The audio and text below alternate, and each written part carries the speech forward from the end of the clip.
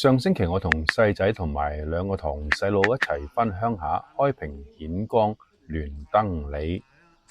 開平嘅碉樓就好出名，咁我鄉下一樣有碉樓啦。今次返嚟睇咧，碉樓就修葺過靚咗，之前咧就咁嘅樣。你睇下一個倒轉嘅 T 字咁樣，其實係窿嚟㗎。呢度。以前啲人咧就喺裏面咧用槍咧就係嗰啲窿咧就打走啲賊。以前咧會同細佬去到碉樓個頂嗰度，而家入去睇下點解有個閘？呢度入去鎖咗喎，入唔到去。好多年前同堂細佬就由呢度樓梯喺呢度上去，點解再上咧就冇樓梯？我哋上咗頂之後咧，我哋唯有跳落嚟，跳2層啫。當時好似有啲地震。呢棵樹啊，開村嘅時候已經有啦。嗱，村前面呢啲樹全部都係開村嗰陣時有嗰啲榕樹。哇，大棵度啊！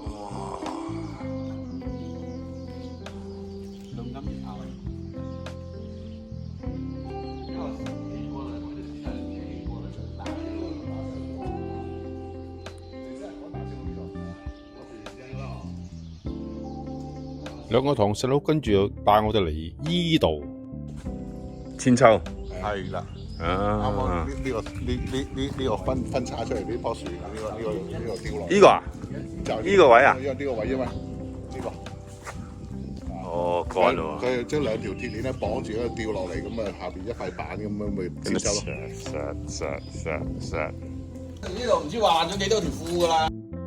上滑梯，哇大佬，你呢啲質地正啊，真係牛仔褲都唔掂喂！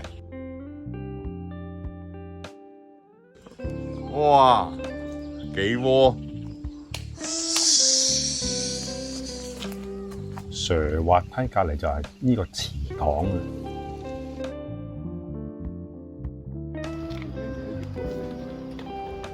兩個堂細佬咧，細個就喺度住啊，佢哋好清楚啲。咁佢哋話而家行緊嘅路咧，下面咧有個地下室嘅喎，就喺呢度。咁我哋做乜嘅咧？我哋另外一條路咧行過去睇清楚啲。就喺呢個位置啊，原來呢個地下室攞嚟放雜物啊，就喺圈住呢個門口。呢個對住就係聯燈樓啊！哇，好多人咧嚟影相啊，抌上網嘅喎。